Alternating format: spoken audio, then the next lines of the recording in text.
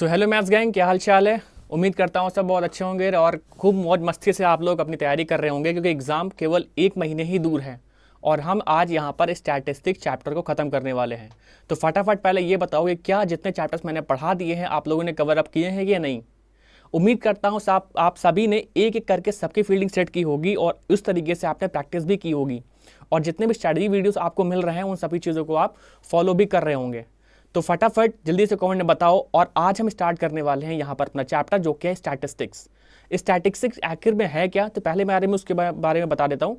तो स्टैटिस्टिक्स का मतलब है कि जो भी नंबर्स हमारे पास हैं, जो भी डेटा हमारे पास है, उसको कितनी अच्छी तरीके से हम ऑर्गेनाइज कर रहे होते हैं, चीज़ों को समझ रहे होते हैं, ये सारी चीज़ें हम यहाँ पर पढ़ रहे होते हैं।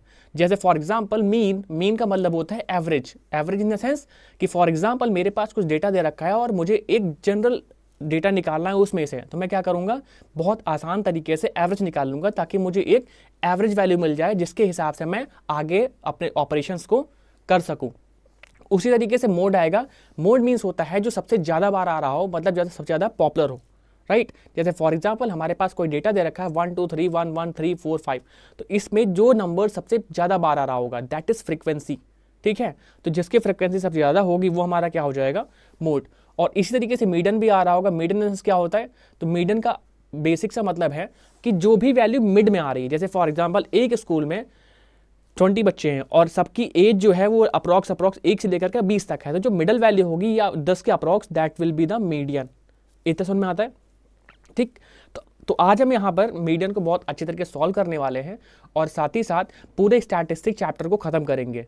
हो सकता है कि ये वीडियो 2 पार्ट में हो, क्योंकि ये चैप्टर थोड़ा सा बड़ा है और हमें यहाँ पर क्वेश्चन भी सॉल्व करने पड़ेंगे, तो बहुत अच्छे तरीके से हम इसको करते रहेंगे। तो विदाउट एनी डिले चलो इस वीडियो को जल्दी से शुरू करते हैं।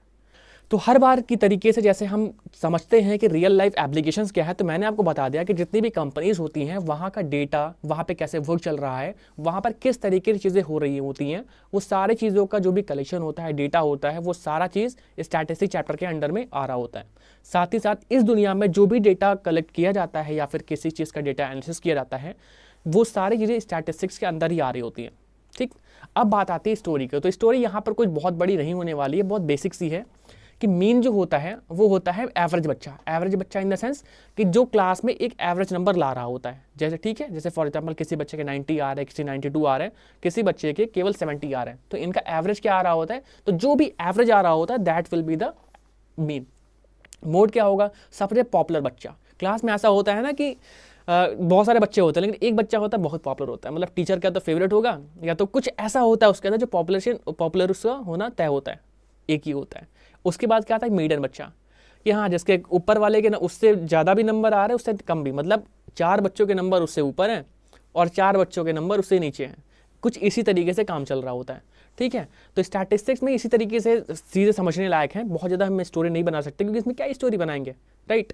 तो आज हम इस तरीके से मीन, मीडियन एंड मोड को सॉल्व कर रहे होंगे कि ये दोनों आपस में लड़ेंगे और बोलेंगे कि हम में से किंग कौन है। तो आप जब इस चैप्टर को खत्म कर लोगे तो आपको समझ में आ जाएगा कि एक्चुअल में किंग है कौन।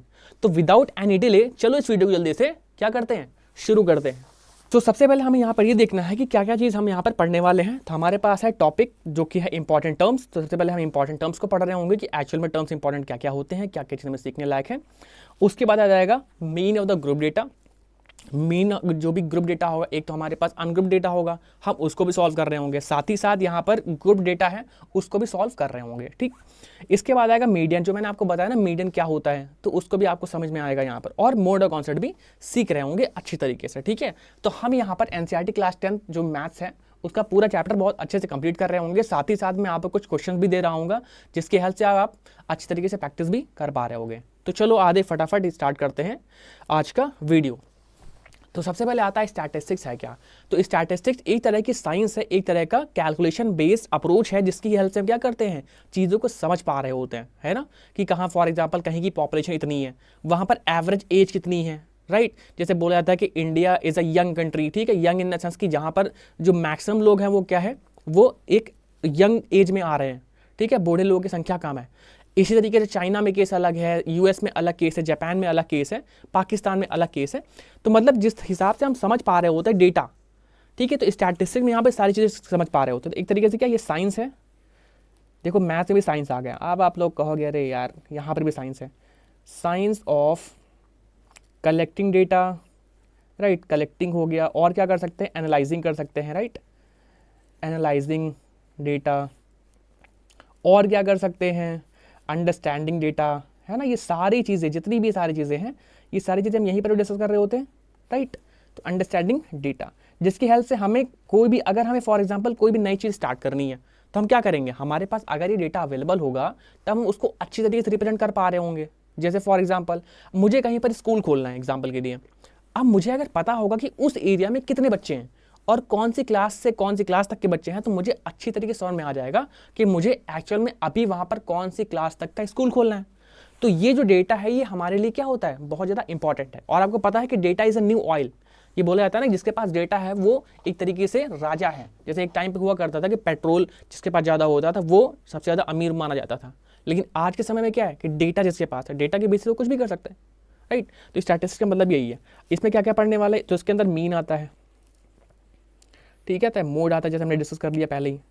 और क्या आता है, मीन, मीडियन के अलावा, मीन, मोड और मीडियन, तो तीन चीज़ें हम यहाँ पर पढ़ देंगे। इसके अलावा भी स्टैंडर्ड डेविएशन, वेरिएंस, है ना, ये सारी चीज़ें भी आगे पढ़ रहे होते हैं, लेकिन वो बड़ी क्लासेस में। इस क्लास में हमें यहाँ पर केवल इतना ही पढ़ना है, ठीक है। तो आगे बढ़े फटाफट, तो बढ़ते हैं नेक्स्ट स्लाइड की तरफ।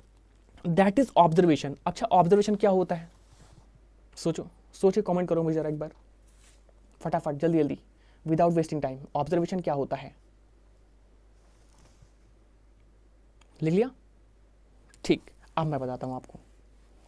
तो देखो, फॉर एग्जांपल ऑब्जर्वेशन का मतलब होता है कि कोई भी एक सिंगल आइटम या फिर कोई सिंगल डेटा जिसे हम देख रहे होते हैं। जैसे फॉर एग्जांपल हमने क्या किया, कहीं पर एक नंबर लिख दिए, लिखा 1 1 2 4 3 2, है ना। तो यहाँ पर ये चीज़ जो एक चीज़ है, यहाँ पर ये चीज़ जो है, दिस इज ऑब्जर्वेशन, ठीक। तो इसके अगर मैं डेफिनेशन लिखना चाहूँगा तो कैसे लिखूँगा डेफिनेशन, तो डेफिनेशन अगर लिखना चाहूँगा तो मैं कैसे लिखूँगा, आप देख लो। अ सिंगल आइटम,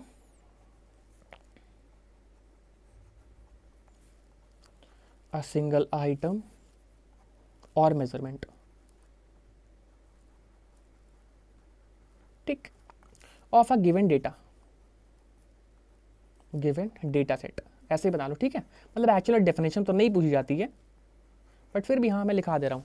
अब डेटा क्या होता है, डेटा मतलब कोई इंफॉर्मेशन, कहीं से हमें कुछ मिल रही होती है ना। कलेक्शन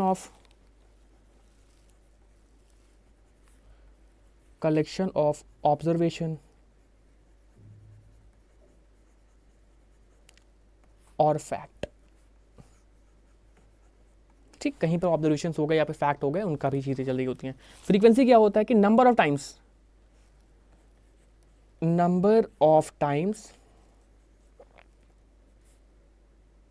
ऐसे याद रखो, नंबर ऑफ टाइम्स। अगर कोई भी पर्टिकुलर चीज नंबर ऑफ टाइम्स क्या हो रही है, अकर हो रही है, a particular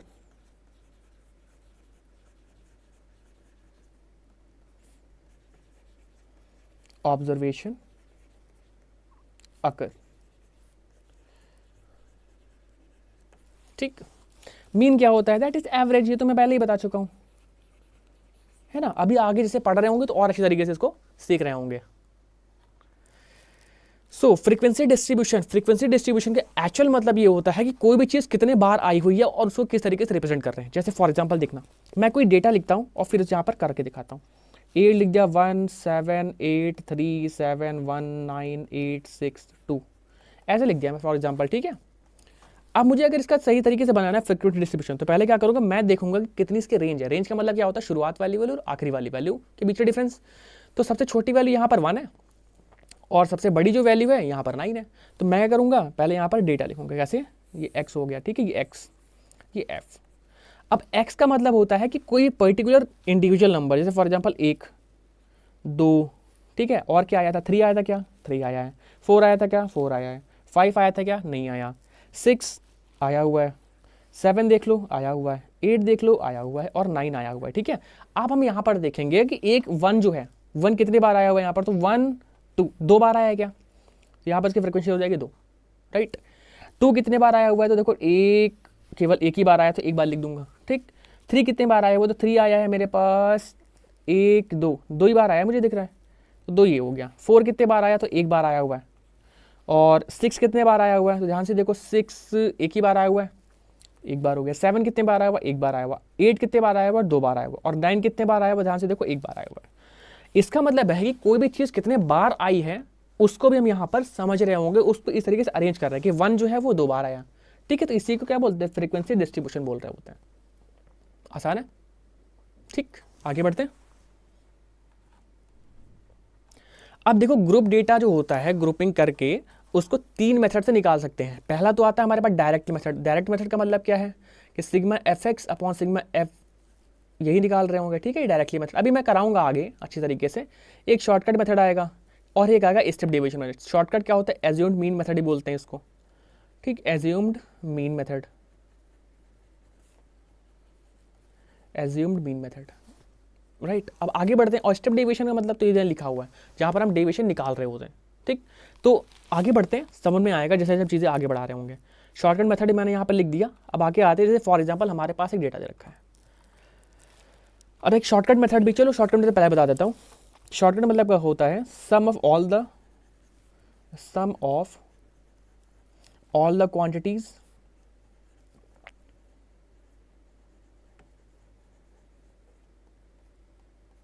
divide by number of quantities,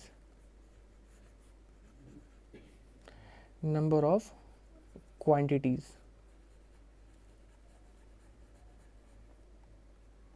ठीक, दिस इज कॉल्ड मीन।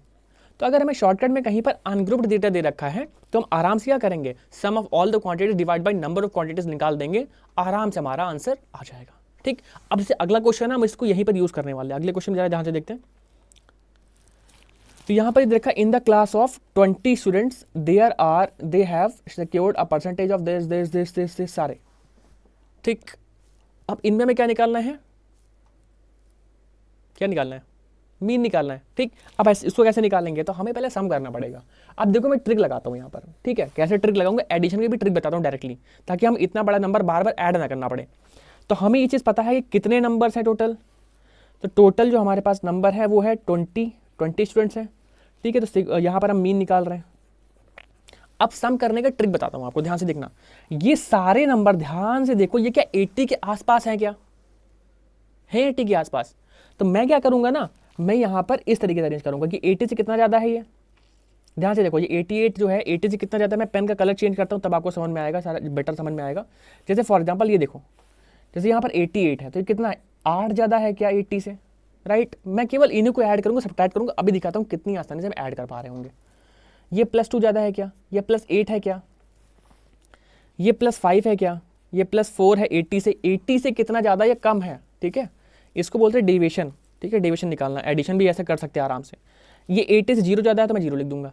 ये 80 से कितना ज़्यादा है तो 1 ज़्यादा है। 80 से कितना ज़्यादा है 2 ज़्यादा है। 80 से कितना ज़्यादा 3 ज़्यादा है। ये 5 ज़्यादा है, ये 4 ज़्यादा है। अच्छा, ये देखो ध्यान से, -6 ज़्यादा है। मतलब -6 का मतलब क्या है, मतलब -6 है, मतलब 80 से 6 कम है। ठीक, नेक्स्ट देखो, ये -5 है, ये -4 है, ये 9 ज़्यादा है। ठीक, तो यहाँ पर 10 ज़्यादा है, ये 9 ज़्यादा है, ये 0, ये 2 एंड ये 3। ठीक है, अब मुझे सबको ऐड नहीं करना, ध्यान से देखना। तो एक चीज़ बताओ, मैंने क्या लेट किया था कि 80 तो होगा ही होगा। ठीक है, तो 80 हो जाएगा ये, इंटू कितने हैं 20। अब मैंने लेट कर लिया कि 80 जो होगा वही सबका सम आ रहा होगा, उससे ऊपर नीचे ज़्यादा चेंजेस हो रहे होंगे, वो डेविएशन आ जाएगा, वो ऐड कर लेंगे। अब जरा देखो, 80 इंटू 20 लिख दिया मैंने कि इतना तो आ रहा होगा। अब जो ये डेविएशन निकल के आया है, ये हमारा डिसाइड कर रहे हैं एक्चुअल में कितने आ रहे हैं, तो ऐड कर लेते हैं इनको। ध्यान से देखो, 8 to 10, 10 और 18, 18 5, 23, 23 और 4 27, 28, 30, 33, 35, 39। अब 39 तो प्लस वाले हो गए, 49 हो गया। ठीक है, 58 हो गया, 67 हो गया, 60, 70, 72 आ गया। 72 तो प्लस वाले हो गए। अब सब्ट्रैक्ट वाले कितने होंगे जरा ध्यान से देखो, ध्यान से देखते हैं। -6, -5, -4, तो ये हो जाएगा टोटल -15। तो मुझे केवल इतना ही सॉल्व करना है। यहाँ देखो ध्यान से यार, 1600 हो गया क्या यहाँ पर, और प्लस ध्यान से देखो यहाँ पर 57 हो गया क्या। अब जरा ध्यान से देखना, यहाँ पर इन दोनों को मैं ऐड करूँगा तो 1657 आ गया क्या। अब मुझे पूरा ऐड नहीं करने की जरूरत पड़ी। अब मैंने आपको सिखाया इसलिए मुझे टाइम लगा, अदरवाइज मैं केवल +8 8 जी माइंड में कर रहा होता। ठीक है, कि +8 8 2 10 10 ऐसे खट खट खट खट, राइट। इस तरीके से नहीं कर रहे मैं लिख के नहीं करता, लेकिन आपको सिखाना था इसलिए मैंने किया। तो 1657 आ गया। अब क्या करेंगे, अब वही करेंगे जो हम पीछे तक अभी करते आ रहे थे। क्या कर रहे थे पीछे, यहाँ पर 1657 लिखेंगे, ये हो गया sum of the quantities divide by number of quantities. मैंने सॉल्व किया, तो अगर मैं चाहूँ तो सॉल्व कर सकता हूँ। मेरे पास दूसरा रास्ता क्या है, मैं क्या करता हूँ ना, पहले पॉइंट लगा देता हूँ 5.7 और अपॉन में 2। अब इसको डिवाइड कर लो। कैसे डिवाइड करते, बहुत आसान सा है। मैंने वैदिक मैथ्स की ट्रिक बता रखी है, लेकिन इसमें ट्रिक क्या ही लगाएंगे ना, बहुत सारी ट्रिक्स बता रखी है।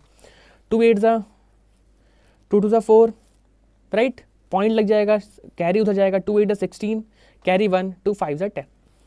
यही हमारा मीन आ जाएगा, ये हमारा आंसर। जैसे फॉर एग्जांपल मैं क्वेश्चन के थ्रू आपको डायरेक्टली मेथड थोड़ा और अच्छे समझाता हूँ, राइट। जैसे फॉर एग्जांपल हमारे पास रखा था एक्स और एफ, तो हमने क्या लिया है, यहाँ पर एफ लिया, एक्स लिया, और यहाँ पर हमने लिया एफ।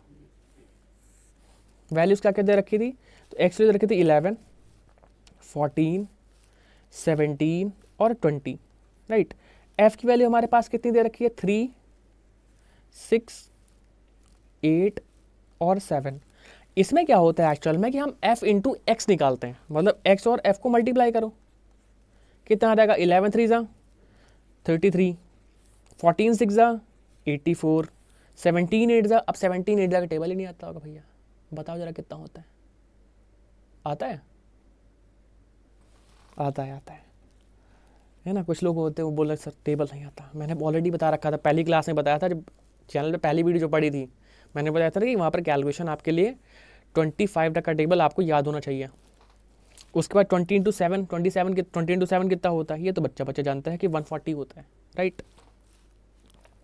उसके बाद मुझे सिग्मा एफ भी निकालना पड़ेगा। मतलब एक तरीके से सिग्मा एफ का मतलब क्या, सिग्मा का मतलब होता है समीशन, एफ का मतलब होता है कि सबका सम कर दो, जो भी एफ दे रखा है उसका सम करो। सिग्मा एफ का मतलब होता है कि जितनी हमारे पास एफ की वैल्यू दे रखी है उन सबका सम करना है। तो ऐड कर लेते हैं, 6 3 9, 9 और 8 17, 17 और 7, बताओ 17 और 7, 17 और 7 24, ठीक। इधर मैं ऐड करूंगा नंबर्स को, तो सिंपल सा नॉर्मल सी एडिशन कर लेते हैं, कोई बहुत बड़ा नंबर तो है नहीं। 3 4 7, 7 और 6 13, कैरी हो गया 1, 1 3 4, 4 और 8 12, 12 3 15, 15 और 4 19, कैरी हो गया 1, 1 1 2 1 3, इतना आ गया क्या, राइट। अब फॉर्मूला क्या, अब जो ये चीज़ जो है ना, ये हमारी सिग्मा एफ एक्स है।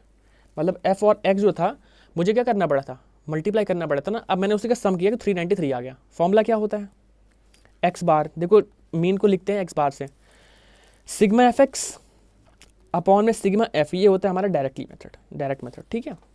वैल्यू पुट करूँगा यहाँ पर 393 अपॉन में 24, ठीक है। अब जरा ध्यान से देखो, ये नंबर 3 से कट रहा है, 3 से कटे कितने टाइम्स में कटेगा, तो 3 1 ज़ा 3, 3 3 ज़ा 3 1 ज़ा, अपॉन में कितना हो जाएगा 8।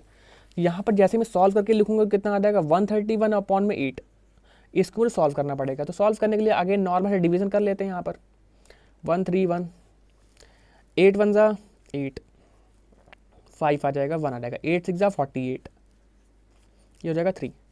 पॉइंट लगाया, 0 बढ़ाया, 8 3 ज़ा 24, ये हो जाएगा 6। पॉइंट लगाया, 0 बढ़ाया, है ना, 8 7 ज़ा, तो 16.37 अप्रॉक्स आ रहा है हमारा आंसर, ठीक। अप्रॉक्स वैल्यूज रख सकते हैं, क्योंकि हम लगातार और डिवाइड नहीं करेंगे, बहुत डिजिट के आगे चला जाएगा, पॉइंट के आगे तक 2 डिजिट तक बहुत ही आंसर, ठीक है। आगे बढ़े,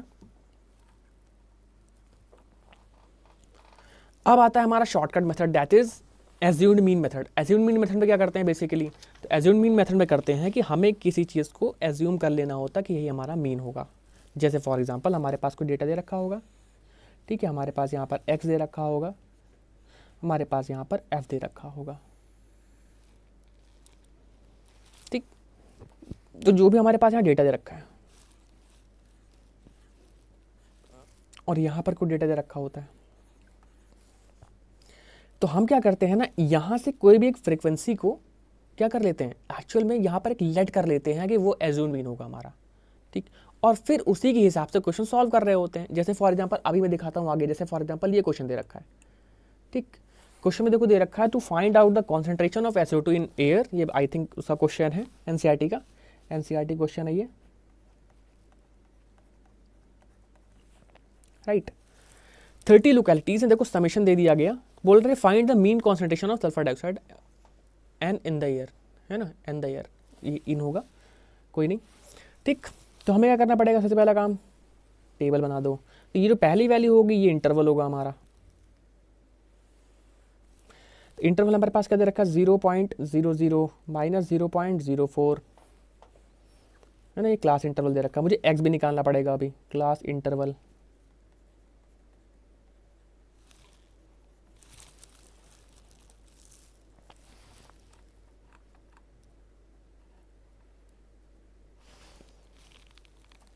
मेरे पास फ्रीक्वेंसी भी दे रखी है यहाँ पर, फ्रीक्वेंसी कितनी दे रखी है यहाँ पर 4, ठीक है। इस तरीके से यहाँ पर नेक्स्ट लाइन में 0.04 से 0.08 तक गई वैल्यू, फिर 0.08 से 0.01 तक गई है, 12 तक गई है, उसके बाद 0.12 से 0.16 तक गई है, फिर 0.16 से 0.20 तक गई है, फिर 0.20 से 0.24 तक गई है। एक्चुअल में यही गई, ऐसे तरीके से गई हुई है। अब जरा ध्यान से देखते हैं, वैल्यूज यहाँ पर लिख लेते हैं, तो 9 हो गया, 9 हो गया, 2 हो गया, 4 हो गया, 2 हो गया। अब आप सोच रहे होगे सर ये तो इंटरवल आ गया, अब इंटर में क्या सॉल्व कर रहे होंगे, तो ये भी आसान है। ध्यान से देखना, जब भी इस तरह की चीज़ आया तो हमें पहले क्या करना पड़ता है, क्लास मार्क निकालना पड़ता है। क्लास मार्क क्या होता है, तो ऊपर स्लाइड में बता देता हूँ, यहीं पर क्लास मार्क होता है हमारा लोअर लिमिट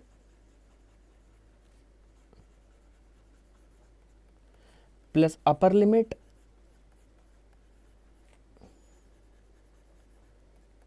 और अपॉन में 2, इतना ही है, ठीक। अब जैसे फॉर एग्जांपल यहाँ पर निकालेंगे, जैसे फॉर एग्जांपल यहाँ पर देखो थोड़ा ध्यान से, 0.04 है और 0 दे रखा है, तो इसका मिन पॉइंट कितना निकल के आएगा। तो मैं पहले इसको x लूँगा, क्योंकि ये इंटरवल हमारा x नहीं था, x हमारा है क्लास मार्क। 0.04 और 0.04 और 00 दोनों को ऐड करो, डिवाइड बाई 2 करो, कितना आएगा 0.02 आएगा। वैसे मैं इन दोनों को ऐड करूँगा 0.04 और 0.08 को, तो 0.12 आएगा। इसका आधा कितना होगा 0.06। ऐसा कर लो, चाहो तो डायरेक्टली देख लो। क्या डायरेक्टली देख लो भैया, इन दोनों के बीच की वैल्यू तो आ रही है, तो 0.10 हो जाएगा। यहाँ पर कितना हो जाएगा 0.14, यहाँ पर कितना हो जाएगा 0.18 और यहाँ पर कितना हो जाएगा 0.22, राइट। तो ये हमें वैल्यूज़ मिल चुकी हैं। तो अब मैं यहाँ पर क्या करूँगा कि यहाँ पर मैं जितनी भी वैल्यूज़ मुझे दे रखी है, मैं कैसे एक वैल्यू को एज्यूम मीन मान लूँगा। अब आप सोच रहे हैं सर एज्यूम मीन मानने की ज़रूरत है, अभी देखना क्वेश्चन कितना जल्दी सॉल्व हो जाएगा। मतलब हमें उतनी मेहनत नहीं करनी पड़ेगी, बार बार मल्टीप्लाई करो, देन ऐड करो, देन डिवाइड करो, ये कैलकुलेशन छोटी कर देता है। वैसे ही देखो यहाँ पर कितनी आसानी से हो रहा है, देखो ध्यान से। मैं क्या करता हूँ ना 0 पॉइंट, इसमें मिडिल वैल्यू को मान सकते हैं, ज़्यादा तो कोशिश करते हैं कि मिडिल वैल्यू को मानते हैं, अदरवाइज मैं मान तो किसी भी वैल्यू सकता हूँ, लेकिन फिर फायदा क्या होगा ना, वैल्यू छोटी कम ज़्यादा आ रही होगी।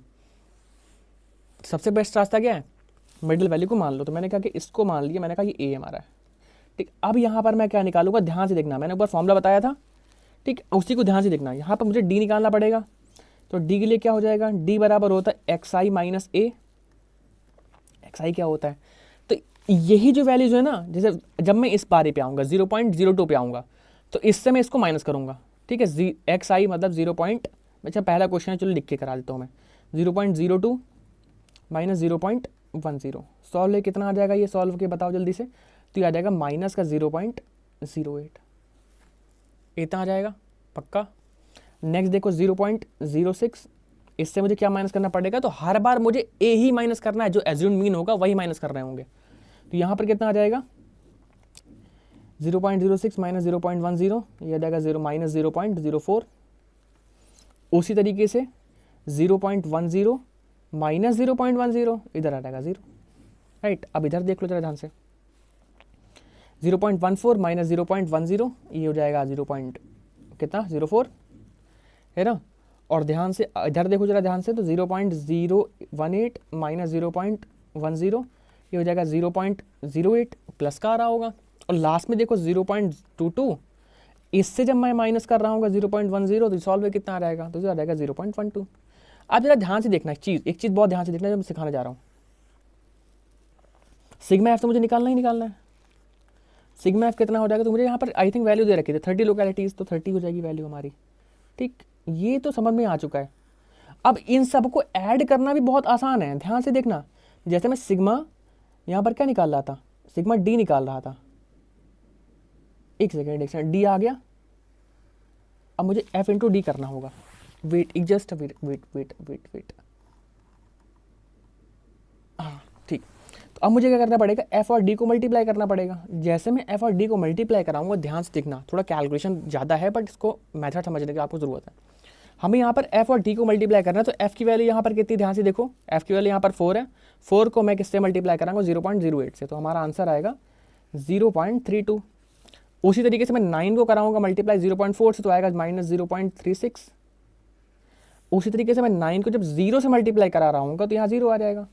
फिर मैं 2 को 0.04 से करा रहा हूँ तो 0.08 आएगा। मैं 4 को 0.18 से कराऊंगा तो 0.36 आएगा। और उसी तरीके से 2 को जब इससे कराऊंगा 0.44 आएगा, राइट। तो यहाँ पर हमें क्या करना होगा, यहाँ पर हमें सिग्मा एफ इंटू डी निकालना पड़ेगा। सिग्मा एफ डी कितना आया था, तो इन सबको ऐड करो। तो देखो माइनस वाले अलग ऐड कर लो और प्लस वाले अलग ऐड कर लो, राइट। तो -0.32 और ये ऐड करेंगे तो हो जाएगा माइनस का 0.68 प्लस ये कितना हो जाएगा। तो ध्यान से देखो यहाँ पर ये 8 अगर मैं ऐड कर दूँ इसमें तो 0.44 हो जाएगा और ये हो जाएगा 0.88। तो सॉल्व है कितना आ रहा है, तो सॉल्व होकर आ रहा है 0.20, राइट। अब मैं यहाँ पर ऊपर सॉल्व कर दूंगा। तो फॉर्मूला क्या होता है हमारा एज्यूम्ड मीन का, एज्यूम्ड मीन का फॉर्मूला होता है, बताओ बताओ जल्दी से,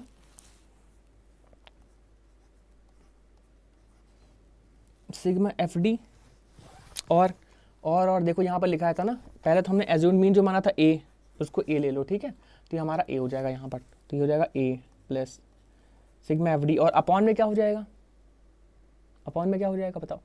तो अपॉन में जो हमारा नंबर ऑफ सिग्मा एफ था वही हमारा हो जाएगा, ठीक। ये हो जाएगा हमारा मीन।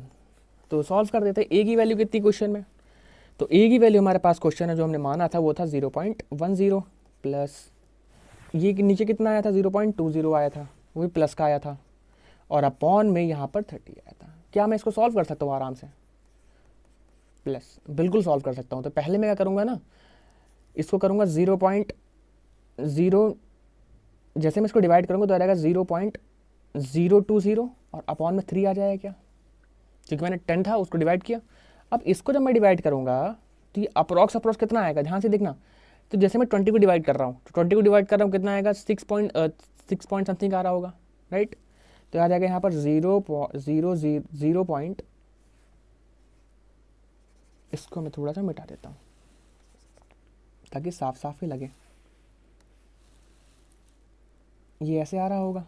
अब जब मैं इसको 3 से डिवाइड करूँगा तो यहाँ पर कितना आएगा 0.0, ये तो पहले जो लिखा हुआ है। अब क्या हो जाएगा 6 इस तरीके से आ रहा होगा। अब मैं इसको ऐड कर दूंगा तो 0.10 और आगे जो वैल्यूज ऐड हो रही हैं 6 इस तरीके से हमारा आंसर आ जाएगा। एक बार कैलकुलेशन आप लोग नॉर्मल देख लेना, ठीक। आगे बढ़ता हूँ। अब देखो एक और नेक्स्ट क्वेश्चन है, क्वेश्चन में दे रखा है हमारे पास कि फाइंड द मीन। अगेन मैं उसी मेथड को यूज़ करूँगा, कैसे लगाएंगे। तो अब मैं थोड़ा डायरेक्टली लिखता हूँ। यहाँ पर मेरे पास ये इंटरवल दे रखा है, मैं केवल एफ लिखता हूँ। एफ कितना दे रखा है मेरे पास, 12, 14, 8, 6 और 10। अब मैं सीधा क्लास मार्क निकालूंगा, राइट। 520 और 510 के 500 के बीच में कौन सा है, 510 है क्या, तो ये एक्स में निकाल रहा हूँ 510।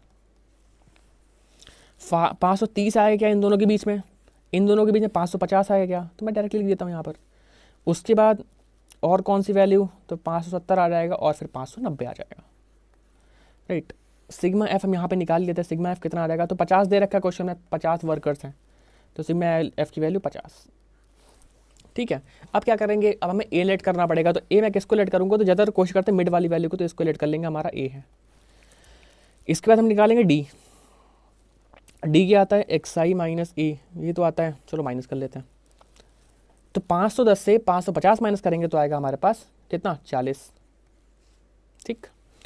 530 से 550 माइनस करेंगे तो आएगा 20। 550 से 550 माइनस करेंगे 0, -20, ये -20 आ रहे होंगे और ये +20 और यहाँ पर +40, ठीक। अब क्या करेंगे, अब भैया मल्टीप्लाई करेंगे, एफ इंटू डी करेंगे। तो 12 को 40 से मल्टीप्लाई कराओ तो -480, 14 को 20 से कराओ मल्टीप्लाई तो आ जाएगा माइनस का 280, यहाँ पर तो 0 हो जाएगा, 8 इंटू 0, 6 को 20 से कराएंगे तो 120 आ जाएगा, 10 को 40 से कराएंगे तो 400 आ जाएगा। ठीक है, सिग्मा एफ डी निकालना पड़ेगा क्योंकि ऐड करना है। तो ध्यान से देखो, इन दोनों को जब ऐड करेंगे तो 760 हो जाएगा माइनस का, और यहाँ पर हो जाएगा 520। तो सॉल्व करने पे कितना आएगा ये, तो सॉल्व करने पर 760 से 520 माइनस करेंगे कितना आएगा, पहली बात तो माइनस वैल्यू आएगी और आएगी 240। राइट, अब फॉर्मूला क्या होता है, हम फॉर्मूले के हिसाब से सॉल्व कर देंगे। तो फॉर्मूला होता है हमारा X bar is equal to A plus sigma F D और अपॉन सिग्मा एफ यूज़ कर देते हैं। तो ए की वैल्यू हमें लटकी थी 550, तो ये तो साइड में रहेगी, प्लस सिग्मा एफ डी की वैल्यू -240 आई है और अपॉन में सिग्मा एफ आया 50, तो पहले 0 0 काट लेते हैं। ठीक, अब ऊपर नीचे 2 से मल्टीप्लाई कर दूँ क्या, तो 550, क्योंकि मैंने बताया ना डिवीजन बाई 5 जो होता है उसका बेस्ट रास्ता क्या होता है कि ऊपर नीचे 2 से मल्टीप्लाई कर दो। राइट, तो यहाँ पर करूँगा मैं 2 से मल्टीप्लाई, तो हो जाएगा -48 और अपॉन में 10। अब जब मैं इसको सॉल्व कर रहा हूँ तो ध्यान से देखो 4.8 आएगा क्या, और इसका आंसर बताओ 545.2। ये हमारा फाइनल आंसर है जो हमें मीन निकालना था। तो ये मेथड आपको समझ में आ गया। राइट, आगे बढ़ते हैं। नेक्स्ट आता है स्टेप डेविएशन मेथड। इसमें भी क्या होता है ना, बहुत एकदम सिमिलर है, जैसे हमने अभी पिछला मेथड पढ़ा ना assumed mean method, exactly similar है, केवल यहाँ पे एच से हम डिवाइड कर रहे होते हैं। ठीक, जैसे हमारे पास जो दे रखा होता था, यहाँ पर डी निकाल रहे थे, डी क्या होता था, एक्स आई माइनस ए होता था। अब यू आई जो होगा ना, ये भी ऐसा ही होगा, एक्स आई माइनस ए और अपॉन में क्या लग जाएगा, एच लग जाएगा बस। जहाँ पर जो एच होगा, ये एच जो होगा वो एक क्लास का साइज होगा। राइट, इतना ही हमें ध्यान से समझना है बस, केवल एच से यहाँ पर लास्ट से जाके मल्टीप्लाई हो जाएगा, बाकी सेम है। और ये एक होता है ना, कैलकुलेशन सॉल्व करने में और आसान होता है, मतलब अगर बड़ी कैलकुलेशन है तो आसान करने में बहुत आसानी से सॉल्व हो जाता है। ठीक, ये हमारे लिए फ़ायदेमंद होता है। चलो देखते हैं अगला क्वेश्चन, क्वेश्चन के थ्रू ही समझ पाएंगे अच्छी तरीके से। क्वेश्चन में दे रखा है डिस्ट्रीब्यूशन, ठीक है, बॉलर ने किया, ठीक है, जो भी दे रखा है हमें यहाँ पर मीन निकालना है, एक्चुअल बात ही है। तो मैं क्या करूँगा, अगेन मैं सीधा क्लास इंटरवल 9 लिख करके सीधा मैं फ्रीक्वेंसी और क्लास मार्क लिखूँगा। तो हमारा एफ कितना है, 7, 5, 16, 12, 2 और 3। राइट, एक्स हम कितना मानेंगे, तो देखो इन दोनों को ऐड करो, 80/2 40। ठीक है, इन दोनों को ऐड करूँगा 80, इन दोनों को ऐड करूँ कितना आ जाएगा। कुछ मिस्टेक है क्या यहाँ पर क्वेश्चन में, आई थिंक मिस्टेक है यहाँ पर। देखो यहाँ पर जो डेटा है वो सही तरीके से नहीं दे रखा है, तो यहाँ पर 50 होगा, इसको सही कर लेते हैं। ठीक है, ये 50 होगा यहाँ पर 50, और यहाँ पर हो जाएगा 50, और ये हो जाएगा हमारा 0। ठीक है, इस डेटा को सही कर लेते हैं, थोड़ा सा मिस्टेक है, कोई नहीं। अब जरा ध्यान से देखो, अब अगर ये मिस्टेक है तो मैं यहाँ पर चेंज करना पड़ेगा। राइट, तो 0 और 50 के अपॉन आधा क्या होता है 25, तो मैं यहाँ पर लिखूँगा कितना, मैं यहाँ पर लिखूँगा 25।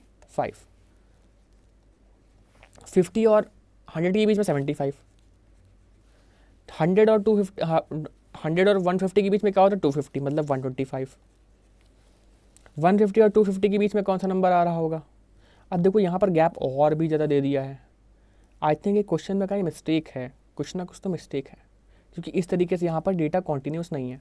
ठीक, तो मैं अगला क्वेश्चन कराता हूँ, या तो मैं इस डेटा को थोड़ा चेंज करता हूँ, वेट करो बस, मैं इसको तुरंत ही चेंज कर देता हूँ। यहाँ पर 100 से 150 से 200 या 200 होगा, यहाँ लिख देता हूँ 200। राइट, ये 200 से 250 होगा, और ये 250 से 300 होगा। राइट, अब मैं यहाँ पर लिख देता हूँ तो समझ में आ जाएगा।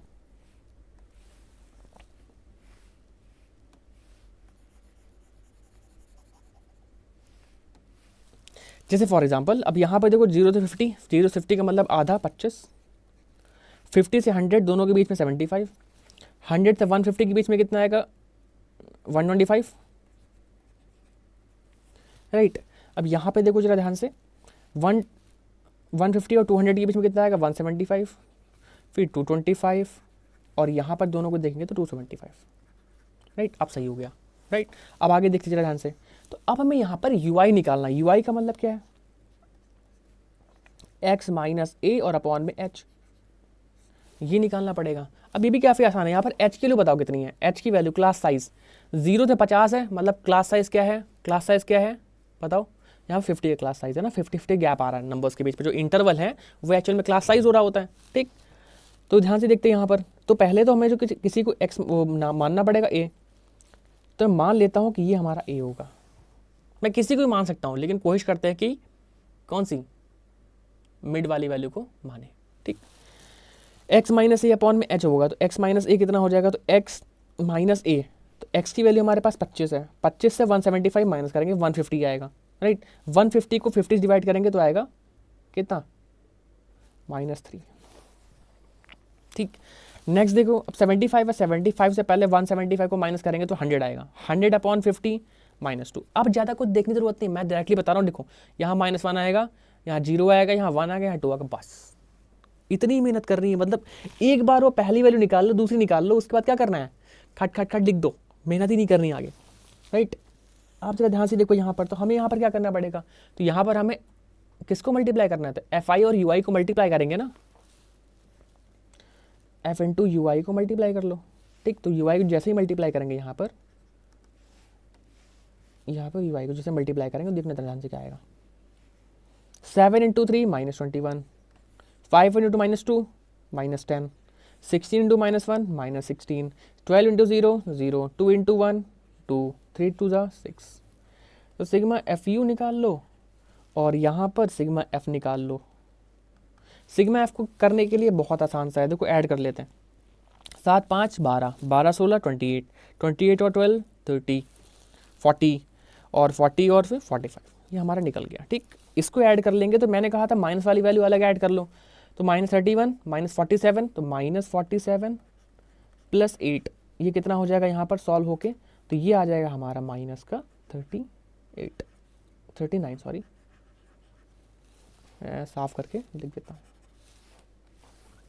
अब क्या करना पड़ेगा, अब केवल फॉर्मूला लगाना है, फॉर्मूला भी हमें पता है एक्चुअल में, x bar is equal to A, assumed mean कितना लेट किया था, एज्यूम्ड मीन हमने लेट किया था 175। अब यहाँ पर क्या करेंगे, बहुत आसान सा रह गया, तो कुछ मेहनत भी नहीं करनी, -3 अपॉन में 45 इंटू क्लास साइज 50 था, तो ये माइनस बाहर चला गया, 3 15 जा टाइम्स में, और काटता हूँ मैं 5 3 जा 5 10 जा, तो हमारा आंसर लगभग आ चुका है माइनस, ऊपर बच रहा है कितना, ऊपर बच रहा है 10, नीचे बच रहा है 3। क्या इसको मैं सॉल्व कर सकता हूँ बहुत आसानी से। ठीक है, अब कुछ बच्चे क्या करते हैं ना, यहाँ पर एलसीएम लेके सॉल्व कर रहे होते हैं, फिर बहुत मेहनत लग जाएगी। मैंने बताया था एलसीएम मत, तो 175 लिखा रहने दो, 10/3 क्या होता है 3.33, यही यूज़ कर लो, तो यहाँ हो जाएगा 178.33।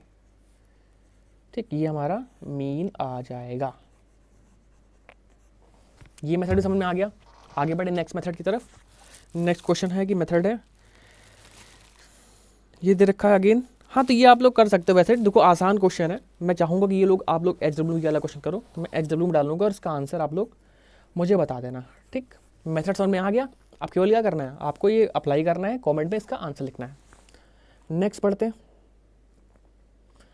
अच्छा, तो मीडियन आ चुकी है। मैंने इस वीडियो में मीन चैप्टर को अच्छी तरीके से खत्म कर लिया, मीन का जो भी पार्ट था, तीनों मेथड्स मैंने आपको सिखा दिए। अब आपके पास मीडियन का क्वेश्चन आएगा, जो कि हम नेक्स्ट क्लास में पढ़ रहे होंगे, क्योंकि एक क्लास में हम एक टॉपिक रखने की कोशिश कर रहे हैं जिससे आपको भी अच्छे समझ में आए। तो यहाँ पर मीन जो कॉन्सेप्ट था वो खत्म हो चुका है। मैं आपसे मिलता हूँ नेक्स्ट वीडियो में, तब तक के लिए आप लोग अपना ध्यान रखें और अच्छे से मेहनत करते रहें। सो बाय बाय मैथ्स गैंग।